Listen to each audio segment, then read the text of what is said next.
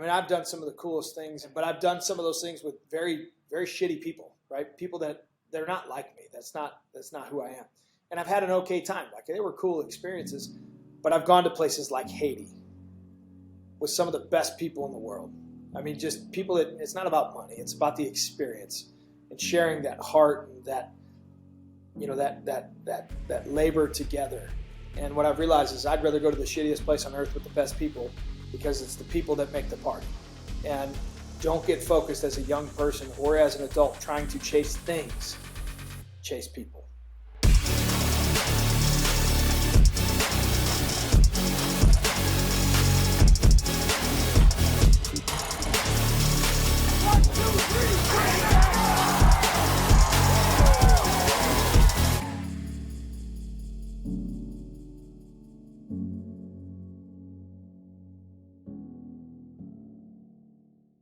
Hey, welcome back to the Odd Shift Podcast. I'm your host, Anthony Trucks. As always, it'd be weird if it was somebody else hosting because, well, it's my show. But that being said, today we have another gift of a guest. I've never said it like that, but the G's sound good. Alliteration, I like it.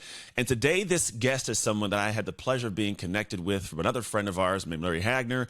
And man, it's one of those people where you can talk to them, you're like, kindred, like similar hearts, similar mentalities. I'd probably beat him in an arm wrestling competition. I'm just joking, we're making things up now. But you never know. But here's the thing. Got it. Yeah, you never know. The human of this human is going to be fun to unpack. Just so you know, they are a father, they are a husband, but they're also the president of First Form Nutrition. And he was gracious enough to send me and my family a whole lot of stuff. He sent me now my favorite pairs of shorts to train in, one of my favorite sweaters. My wife has her whole gear. She looks super sexy in it. My son's got gear. I don't know if any did it on purpose, but he goes to a school called De La Salle. Perfect color combinations. He's got white and green. He's dialed in. So that being said, that's my thank you. But this person runs a company with 300 people that he's overseeing. It's, I'm assuming, close to $1 billion company, if not really close to that.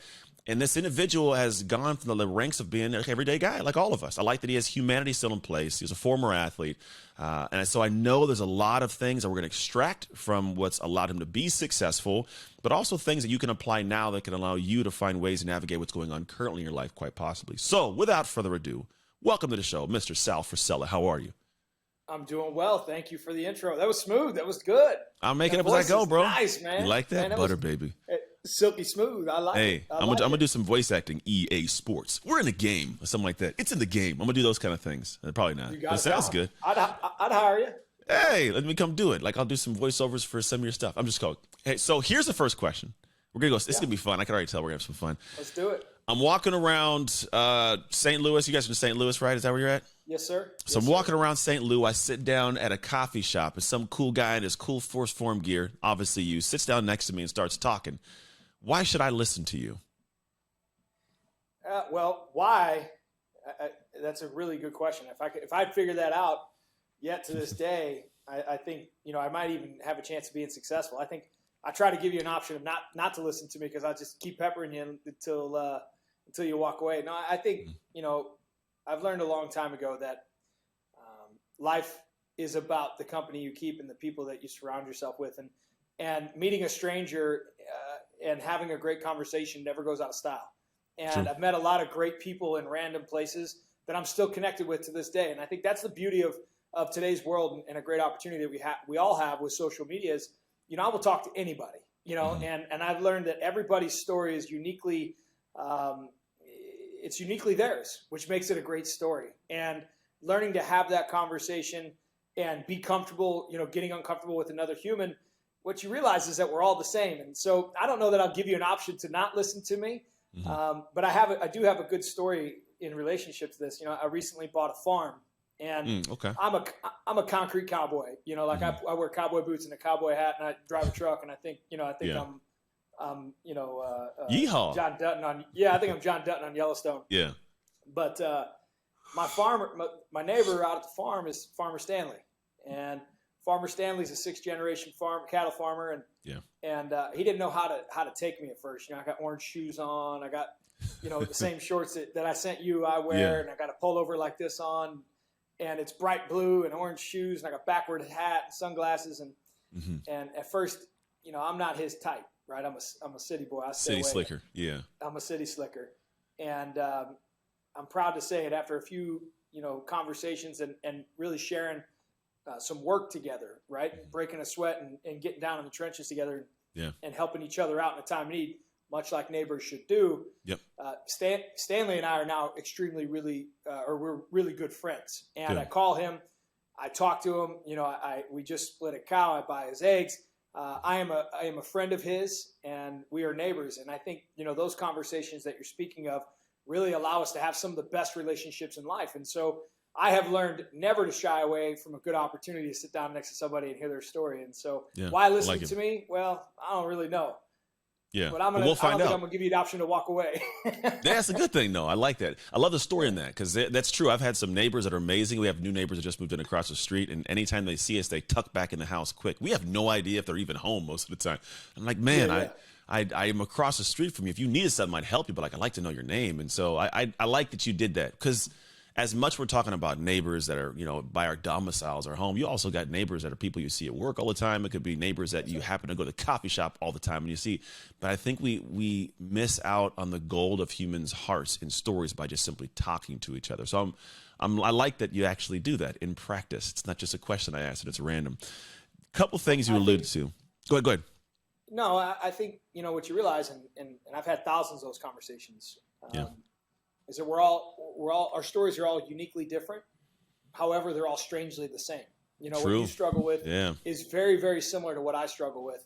Mm-hmm. And I think, what I've been fortunate enough to really understand that humility plays a great role in having those conversations and understand, hey man, like I maybe not have gone through every struggle that everybody has, but I've felt insecure. I felt defeated.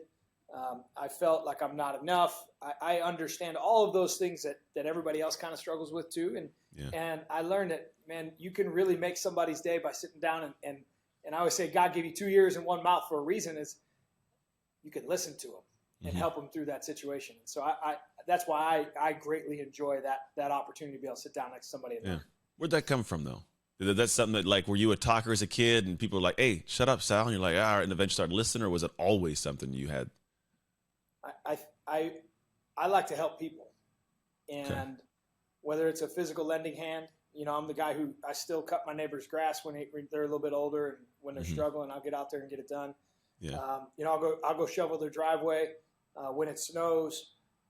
My employees here, and I think it translates into our business. Our business is about helping people change their lives. And a lot of people say, "Oh, you guys are in the bodybuilding business. You guys sell protein powders."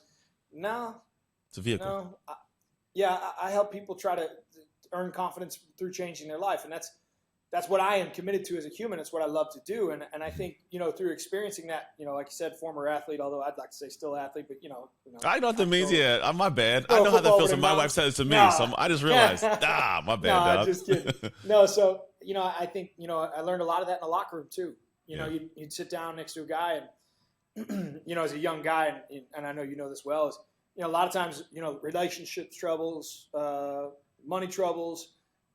Those conversations that happen in the locker room, that's where that bond is forged. You guys, you work together, you sweat together, you invest together, you sacrifice together, and you should help each other through that struggle together.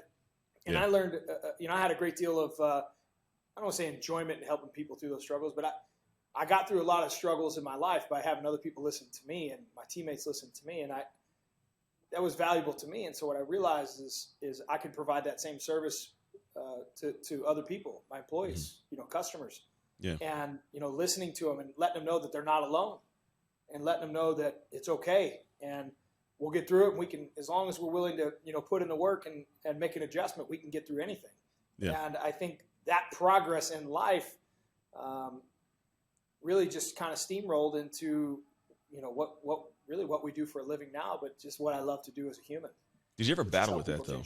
Because I know it's like I'm a man, I love to help people as well, but I know, like, I'm a former NFL linebacker. It was not, we'll call it, instilled in me to talk about my feelings and express and open. Was there like a moment, like we'll call it an awe shift moment, where you're like, I really got to do this? Was it pent up, or have you always been a guy that can just talk? No, I mean, much like you, very type A athlete, 3-sport athlete in high school, played college baseball, Division I, drafted, played professional baseball, went through the whole deal.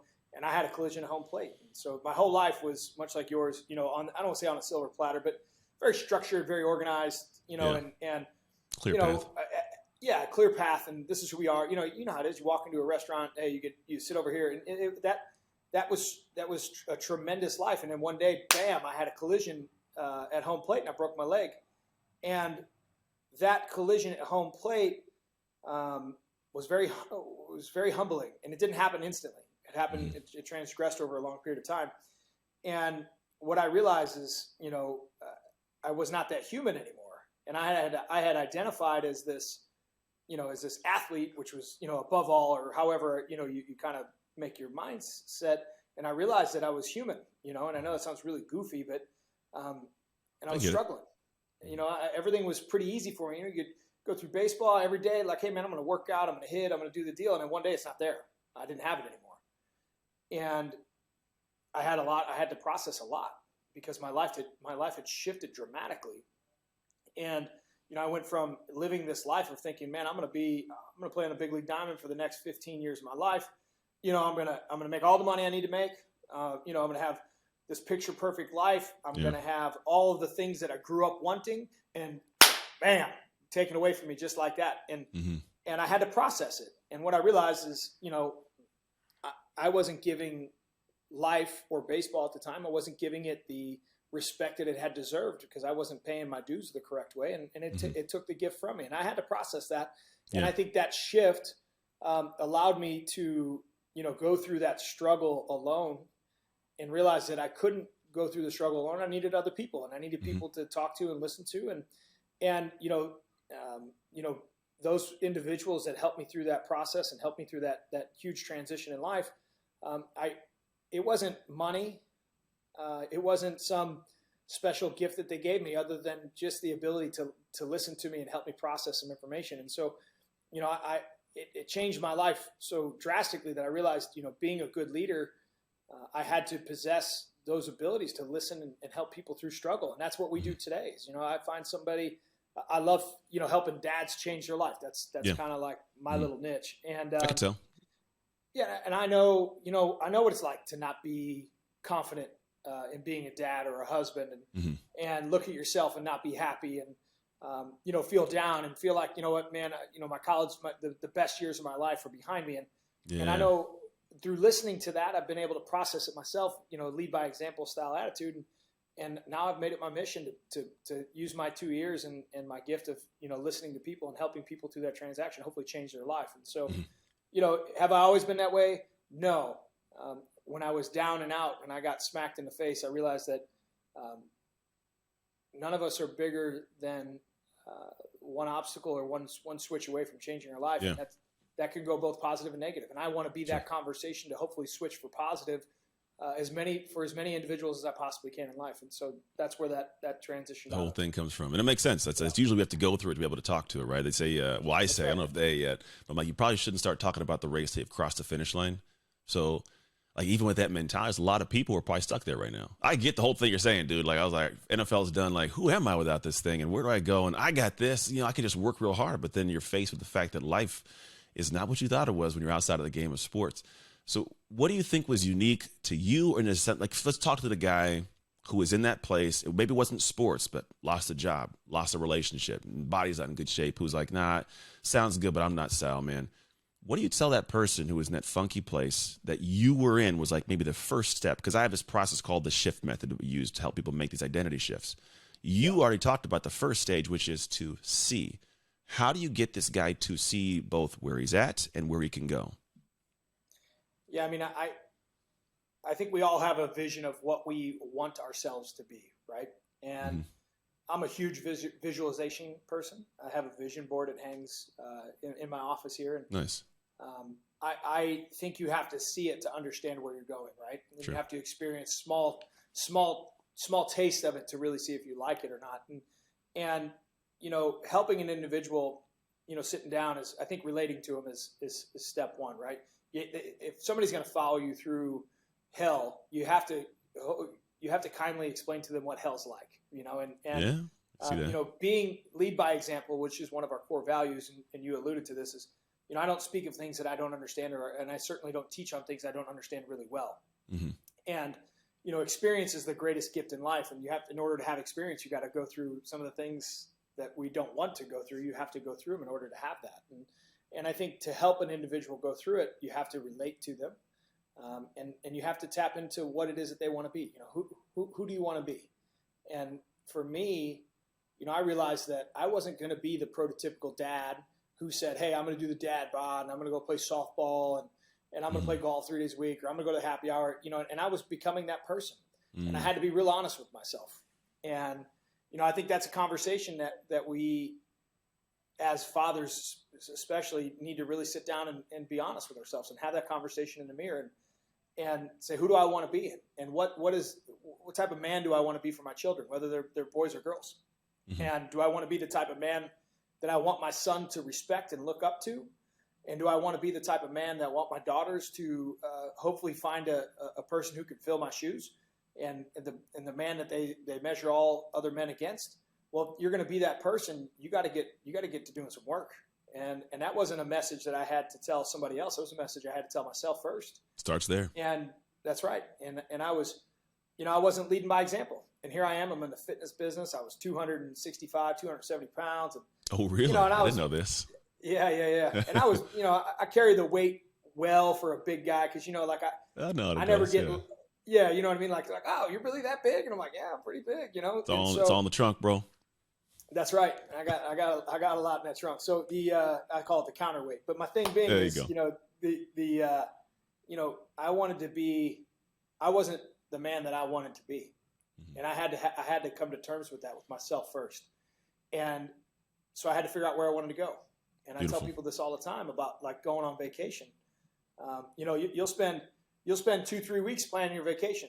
Hey, if you're going to go to Florida, you guys are going to go to the Keys, you're going to go skiing, you're going to do a mountain adventure, but you won't spend 2 weeks planning your life. You won't sit down and visualize where you want to go. And, you think about that vacation, and that vacation is drastically different. If you're going to go skiing in Colorado, you got to pack a much different bag than you got to go on a beach in Florida. And so, very true. You got to really understand what it is and who you want to be.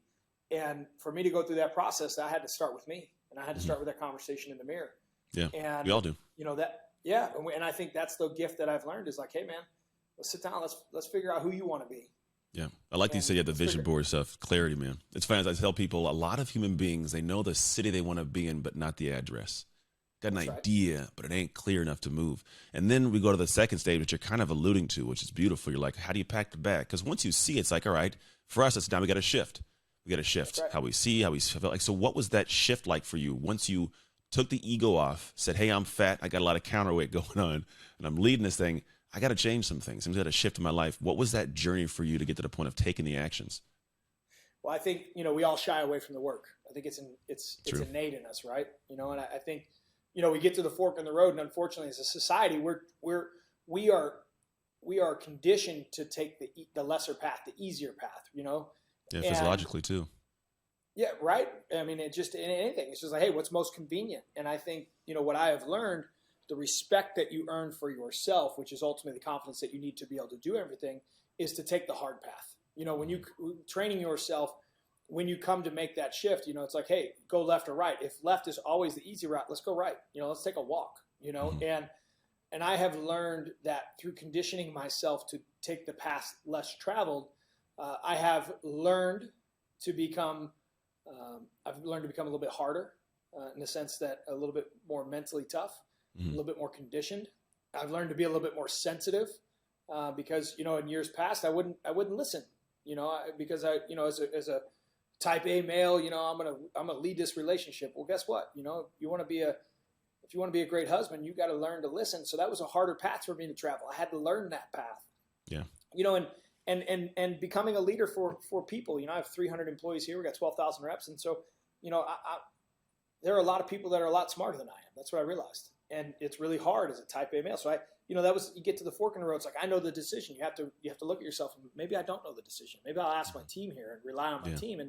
And I think the path of a little bit of change by resistance, right? Taking the hard route has helped me really kind of segue into the person that I want to be. I understand that when I get to that fork in the road, we all recognize the easy way, and then we recognize the right way. And I think that transition of recognizing the right way has helped me a tremendous amount over the last 10 years of my life.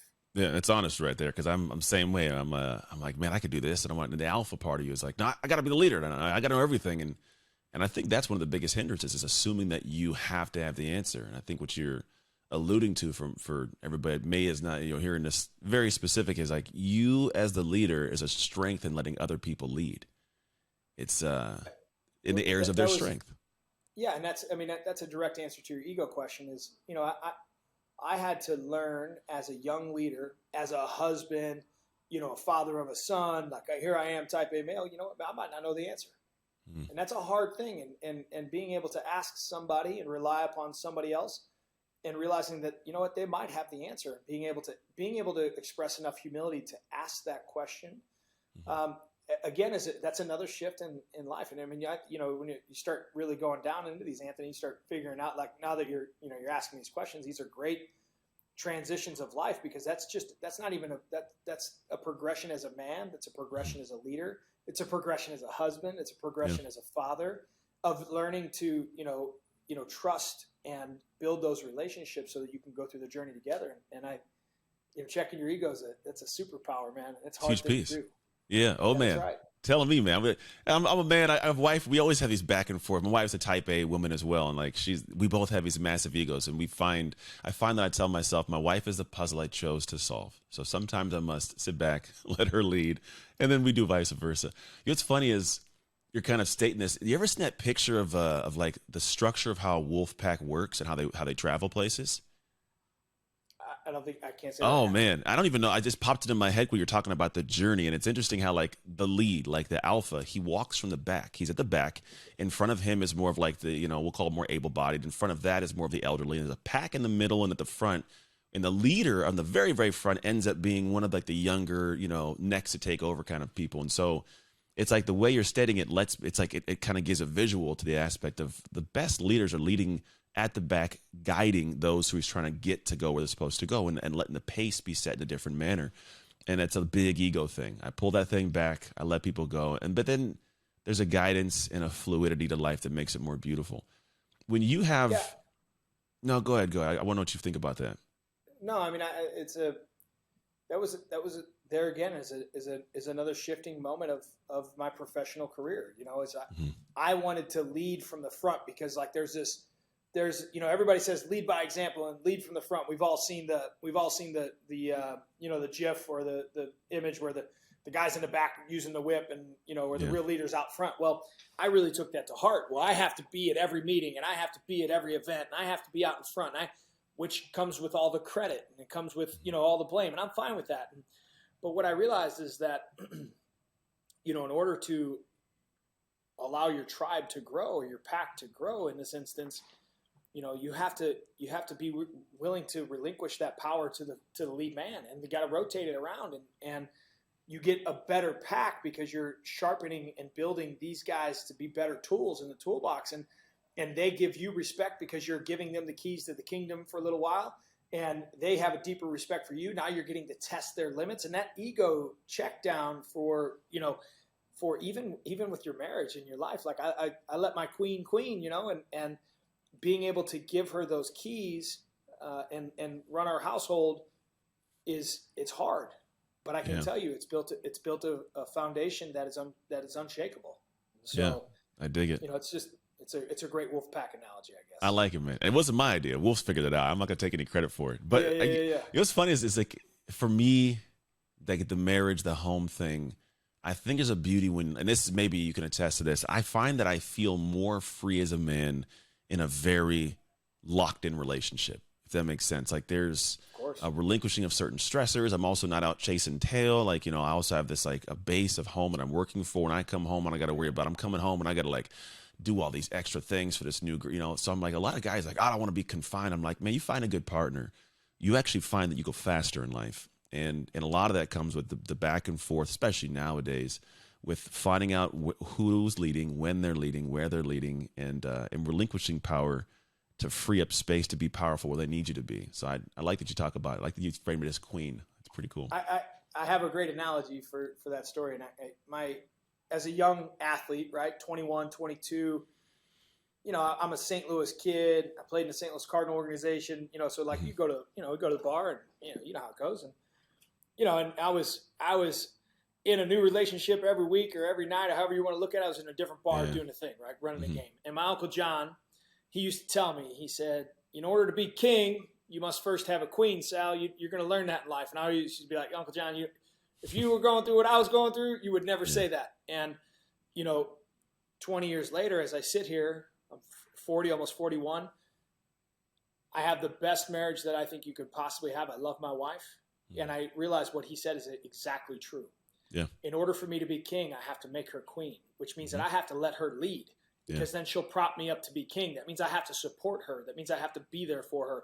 And to your point, that is not only is it the most freeing feeling in the world, it's the most secure feeling in the world. I love that woman because I know ride or die, hell or high water, she's right there. And I know how she thinks because I've let her lead. I know how she's going to respond because I've let her run the ship. And she lets me king when it's time to king, and she'll support me. And that ability to get that level in a relationship, I think is key in life. But to your point again, you have to be able to check your ego and get to a place where that is acceptable for you. And quite honestly, I never thought I'd be there, right? 21, 22. If you said, man, you're going to be with one woman the rest of your life. Now, I come from a long line of divorced parents and uncles and aunts, and everybody's divorced and multiple, And man, I that lesson from my Uncle John has not only rang true in my life, but as if I wish that I could tell as many young men that lesson in life to learn. In order to be king, you must make them queen, which means you have to support them. That your life will be insurmountably better. I can promise you it to be true. I like it. And I like that you have this mentality as the leader of, I'm sure, many young men, thousands who are, the people the 12,000 you mentioned, people that work for you. Do you find that relationship helps you manage the relationships of the people that work for you and you serve in that manner? Without question. I always tell people, nothing good comes through my door. Okay. Nothing good. And that's great, right? Yeah, it's great though. Like, the buck stops here. Everybody's seen that thing. But what I realize is I do have a true open door policy in that regard. And what I mean is a lot of bosses say, we only talk about business.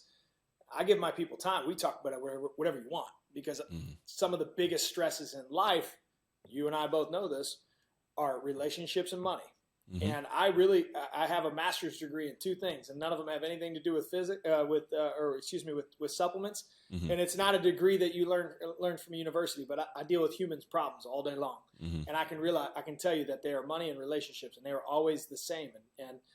And being in that position, they hurt the most. They pull on your heart the hardest. That's the struggle that keeps you up at night and wakes you up in the middle of your sleep. And so learning to process those struggles with our employees has helped me get a little bit deeper with their trust and earn a little bit more of their trust so that we can get to the stage of loyalty, which is what we try to achieve. In learning that, hey, man, again, it goes back to the beginning of our conversation. We all struggle. It's whether we're willing to voice it. And I'm not saying we sing Kumbaya. I mean, I'll sit down and tell the guy, I always tell them, they know if you're going to walk them off, so I'm going to tell you the truth. So if you want some Kumbaya shit, you got to go to the next door. It ain't my door. Yeah. But I'm also sympathetic to understand that, man, when you got a broken heart, it hurts, right? Yeah, been there. And when you're struggling with money, it's hard. And I've been in those situations, and they're not far removed. I'm not 75 years old, and I'm not a billionaire. I let my guys and girls know, and I get down with them, and I explain to them. And we have a top 10 book list here that we make all of our employees read. And the first one is The Automatic Millionaire, which is a base financial book that helps young men and young women establish good financial principles right from the jump. Because I understand that that's a huge opportunity to gain a little bit of trust with those people. Because, man, money and relationships, they can create a whole lot of havoc. But if you can help process that with your employees, or you can process it with your friends, they find a lot more value in the words that you speak and a lot more value in the information that you hold. And so I've tried to create as much value as I can personally and professionally through relationships and money. So big, man. That's my little trick there. And it's a good example that they can then carry on. Because it's like, at the end of the day, that's, I think, how you actually are able to do what you said your promise was earlier, is help people be better through health. And And it's like, I had my gym I did years ago, and I really was focused on like my people. People are like, why is it so important that your people are served so well? I'm like, because my people serve the people. That's and right. if my people ain't, because I can't touch all the lives, right? If my people aren't fed, that they can't feed, right? So there's just, I love that mentality, man. It's you just do it at a deeper, bigger scale than I do. How does this trickle into the household? Because there's probably the people that sit back and go, man, you're the president of this massive company. You got a lot of things pulling at you. How do you get to what I call hustle harmony? How have you, the last part, how have you sustained this to get to this point where you can hustle, but it's got a sweet harmony to it? Yeah. Hustle. I like that, hustle harmony. Right? I made it up recently. I'm telling you, man. I'm telling you, you got that smooth delivery in that voice. I'm like, hustle harmony. I can see it. No, there's a few things that I've been fortunate enough to do well, and usually by overcoming some huge struggles. And everybody wants to achieve the hustle harmony, which is, they ask the question, how do you balance it, right? That's what they say. Mm-hmm. And, and I used to try to balance it. And what I've realized is there's no such thing as balance. And what works for me will not work for somebody else. But like anything else, when I tell them, hey, this is what worked for me. Now, I struggled a lot of different ways. But what worked for me in making sure that I could prioritize and execute on the things that were most important to me, I had to set those things first and foremost, going back to your vision. You had to see them. Okay, what was most important to you? If I'm going to, fill my buckets most efficiently, how am I going to do this? Like, how do I do it? Well, first and foremost, you got to figure out what you want. And, I'm a young father, a husband. I'm active. We have a, I'm in the fitness business, so we're constantly moving. We have a growing business. And I have a social life of friends, and seeing that you got to hit too, right? And so it's kind of like, all right, well, what's most important to me? I could go to dinner every night of the week with a different vendor. I could go to the Masters one weekend, go Indy 500, and you know what? People do those things. Yeah. And what I realized is when I was doing them, I felt I was always chasing my tail. I was never given anything 100%. I always felt demoralized and demolished. And what I realized is I had to focus and I had to refocus. Because I felt like every day was like playing whack-a-mole, at Chuck E. Cheese. You're hitting the little groundhogs in the head with that hammer, and they just kept coming up and problems. And I never prioritized what was most important to me. And in order for me to give the best version of myself to everything that was important in my life, I had to prioritize what's important to me and attack that. And so for me, physical fitness is huge. Okay. And so I do this through my day. This is kind of how I break up my day. And it allows me my version of balance. It might not be yours, but it allows me my version of balance. And so from 5:30 to 7 a.m. every day, I do physical fitness. Whether I walk, whether I get it on in the gym, hardcore, that's my time. I got a gym at my house. My staff is welcome to use it, but they can't use it from 5:30 a.m. to 7 a.m. That's my time. Yeah. And I don't care if I want to sit in that thing naked, if I want to walk, if I want to run, that's my time. Leave me alone. Yeah. I read during that time. I can decompress during that time. If I want to watch TV or the news or do whatever I want to do, that's me. And having me time is important to me. And I wanted to prioritize that first thing in the morning. So before everybody gets up and everybody gets shaken, I get me done. Yeah. If my wife wants to join me during the time, she's welcome, right? That's a we thing. Mm-hmm. From 7 a.m. to 9 a.m., I am dad. That's an important bucket to me. I always say, I brought those kids into this world and I'm going to raise them. And it'd be real easy for me to say, well, I'm busy. I'm busy. I got things to do. I got to get to the office, or I'm flying to New York, or I'm going to Atlanta. No. From 7 to 9, I'm dad. I put my phone down. I don't take any calls. I don't care if the building's burning down. Well, shit, I ain't going to put it out anyway. So it don't matter. You know what I mean? You better call the fire department. Don't call Sal. And so from 7 to 9, I want to be dad. And so I cook them breakfast. I clean.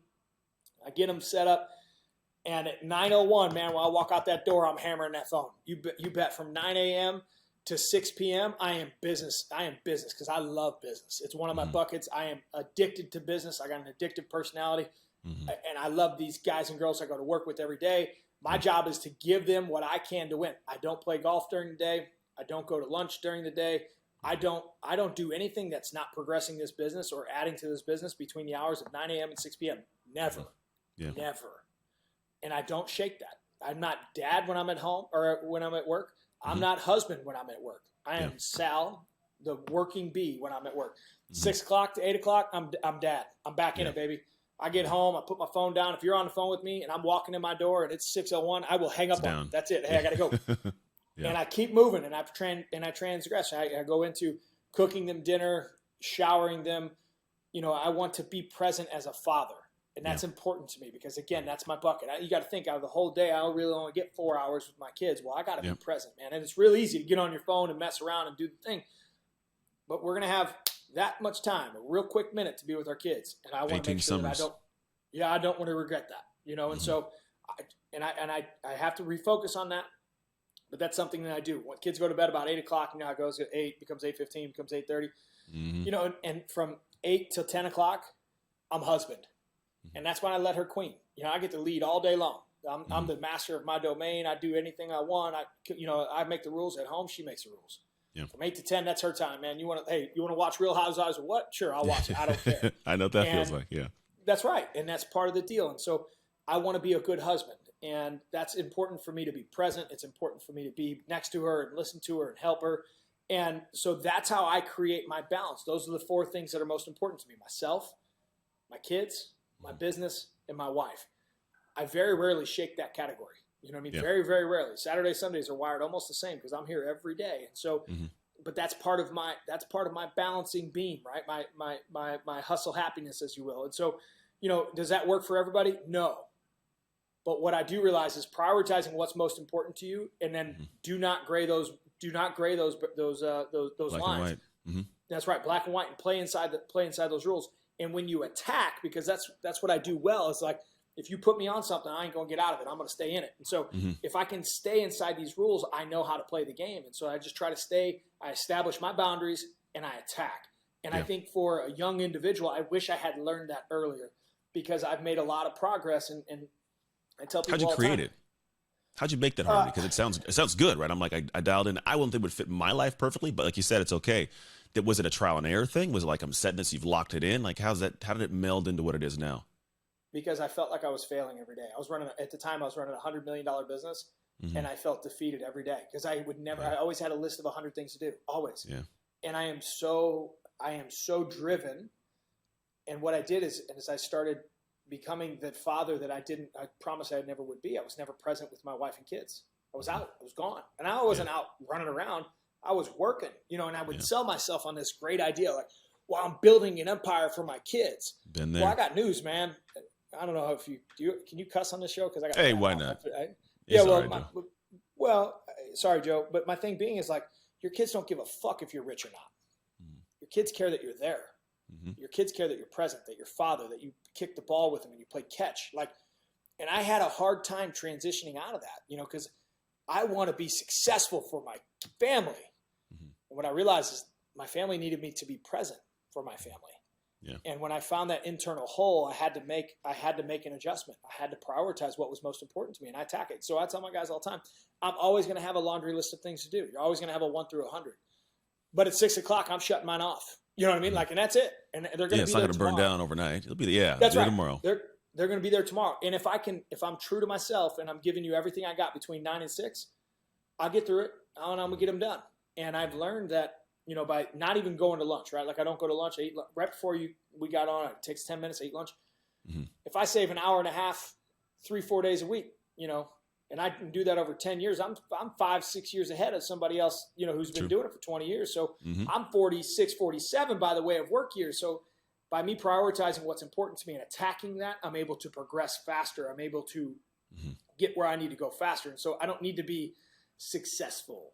Yeah. I need to be present, and I need to make sure that I'm giving it a grade A effort and attacking what I need in front of me. So you're talking like you're coming out of my own head and heart, dude. This is like things. It's quite literally it's like a weird twin, but not black.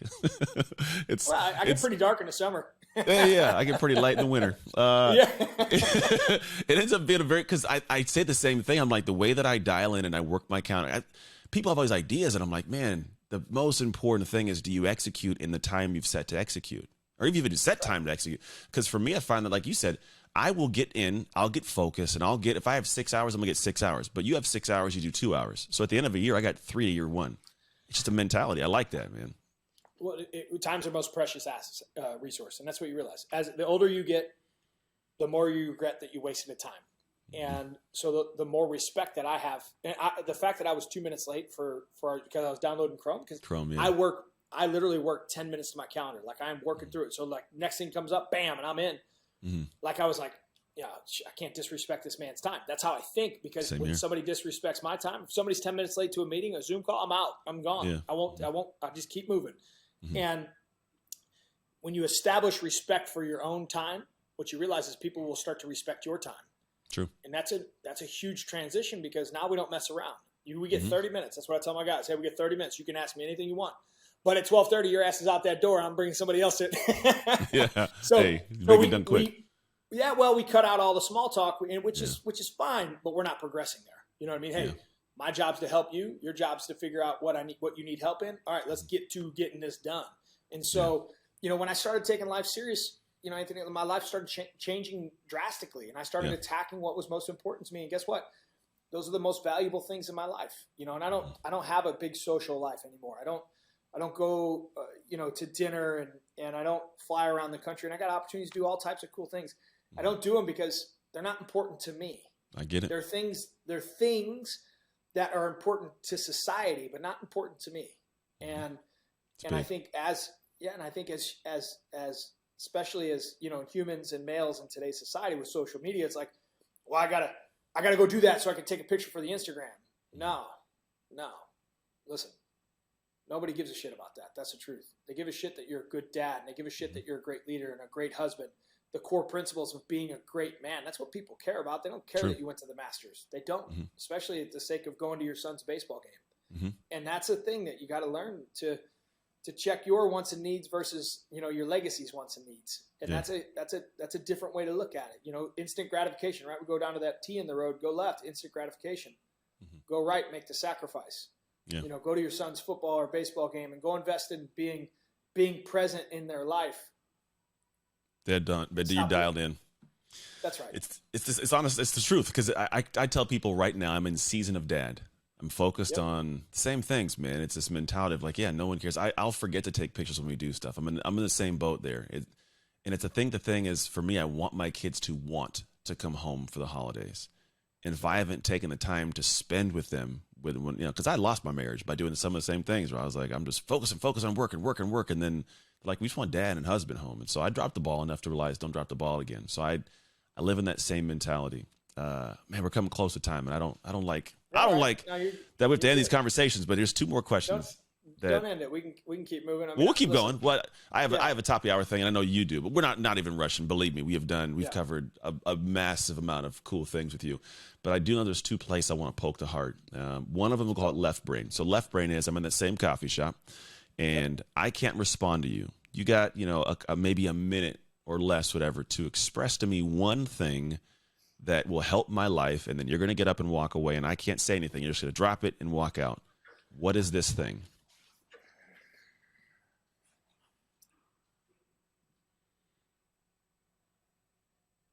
I think, the best lesson I learned in life is when you learn that life is bigger than you can actually live a fulfilled life.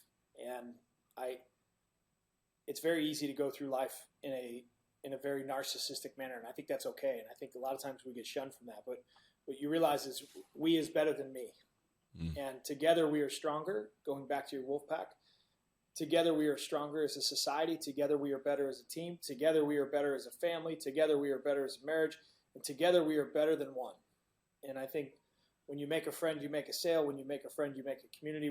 When you go out and actually be a good human and be a person of character and value, that together we can live a better life. Together we can hold each other accountable. And if you weren't able to respond to me, I would tell you that together, you and me, we can make a difference in the world.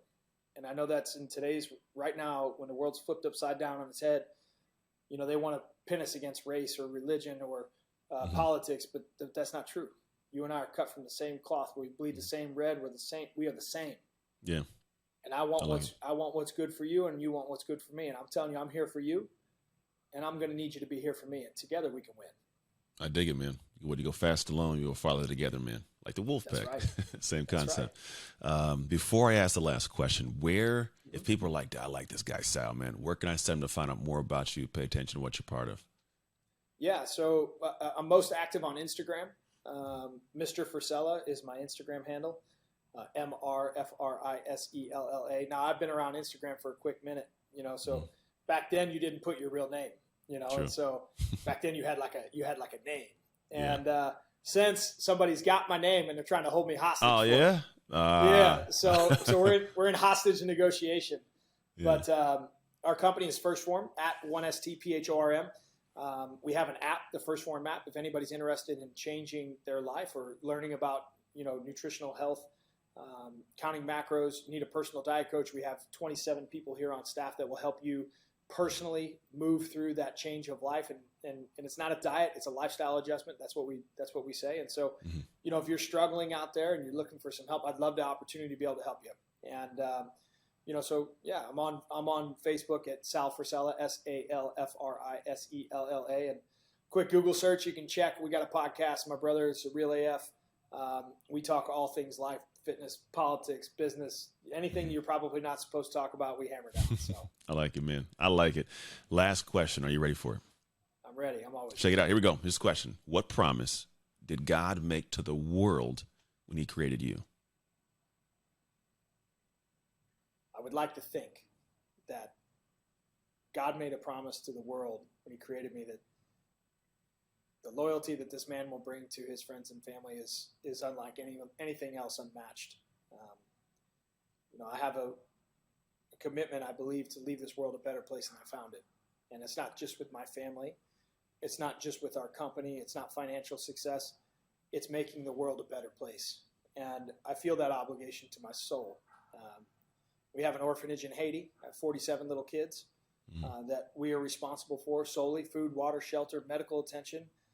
We've now progressed into sex trafficking organization here in Missouri, and also a Lift for Life, which is getting inner city teens and tweens off of the streets and into a gym to teach fitness as a lifestyle. And mine is not about a legacy of wealth. This man was created as a legacy of change, and I feel deeply connected to that. I feel a moral responsibility to truly not just impacting my own, financial self, but to changing the world. I have a little Haitian son. His name's Marco. You can see him right here. Yeah, I see it up there. In my picture frame. book. And when I went to Haiti for the first time, that kid stole my heart, and it taught me what life is. He has no food. He had no formal education at the time. They had no water. He has no shelter. He doesn't have a home. And so, I feel an obligation and connection to the world, much through that little boy and through a multitude of other things. But God gifted me with a great gift of talent. And I think success is measured differently for every individual. And my talent is people. I know people. You could put me in any room, in any race, religion, color, tuxedo or overalls, and I can figure it out. And I love connecting with people, and that's my gift. And I'm going to use the platform that I have, which is social media, and I'm going to do the best I can to impact as many of those people, no matter race, religion, color, that I can, by being a good human. And I think there's never a wrong time to do the right thing. I learned that the great Lou Holtz, and I'm gonna live that legacy, and I'm gonna uphold God's gift that He gave me, which is the gift of connecting to other humans. Love it, man. Very, very, very solid answer. I have the same internal mentality. The statement is the price we should pay to live on this earth should be the service to others.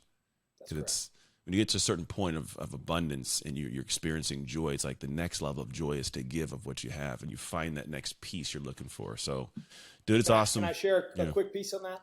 Please. I think, and I don't know who your audience is per se, but I think a younger version of me, wants things, right? And I think that's a perfect place to be. Things. Everybody, money sometimes gets touted as evil, and I think money's a great tool if you use it correctly. And I would love to share with as many people as I possibly can. It's people over things, experiences over things. And I say that because I've had the pleasure of, I've raced across the country in Lamborghinis, and I've flown in private jets and stayed at the nicest hotels. And I mean, I've done some of the coolest things and blessed with some of but I've done some of those things with very, very shitty people, right? People that they're not like me. That's not who I am. And I've had an okay time. Like, they were cool experiences, but I've gone to places like Haiti with some of the best people in the world. I mean, just people that it's not about money. It's about the experience and sharing that heart and that, that labor together. And what I've realized is I'd rather go to the shittiest place on earth with the best people, because it's the people that make the party. And don't get focused as a young person or as an adult trying to chase things. Chase people. Yeah. The best things in life aren't things. That's right. Yeah, man. That's hey, crazy, isn't it? thoroughly appreciate you, man. Your time, your energy, your heart, you're sharing from the depths, man, because not everybody does that. And I think we need more humans doing it. And so to be able to be an example of it's awesome, but also you've experienced enough life to have amazing lessons to share. So appreciate you crossing the finish line and then turning around and telling the rest of us how to be able to run it a little bit better. So appreciate you, I got a long way to that finish line. Well, it just keeps moving, right? You cross one, you're like, oh, there's more finish line. No, I get it though. But dude, seriously appreciate you. You having me. Thank you so much. No problem. Thank you. Those of you guys who are tuned in still, man, thank you for hanging out with us. You could have been, again, doing anything with your time. I always say it's the end of every podcast because I mean it. I thank you for the time you come and share with us and allow us to take some moments of your life and give you something great back in return. There's no way that Sal didn't do that, because the dude is just a wealth of knowledge and heart and compassion. So if you find yourself in a space of wanting more of whatever he's dishing out, go find this man. He's already told you where. Also, if you know someone who is in your life you can't seem to reach, but they need to be reached, and this is the message for them, share it. Put it in their inbox, put it in their sit down or text it to them, whatever it is, or just pop it up in a share on social. You never know who may be scrolling and needs this message today. So thank you again, Sal. Thank you again, you tuning in right now. And as always, make the most of your shift moments so you can make shift happen. It's Anthony Trucks and Sal Frisella signing off. Hey, thank you for tuning in to the Shift podcast. I pray that we gave something amazing to your life. And if you found this episode served you in some way, I would love if you could share it with people you know, people you love, as well as your community, because you never know who needs that simple little seed that can grow into something amazing for their life. And the actual training doesn't stop here. If you want your free copy of the show notes sent to you after every episode so you can get the major points consolidated down, simply go to textanthony.com and message the word notes. Till next time, make shift happen.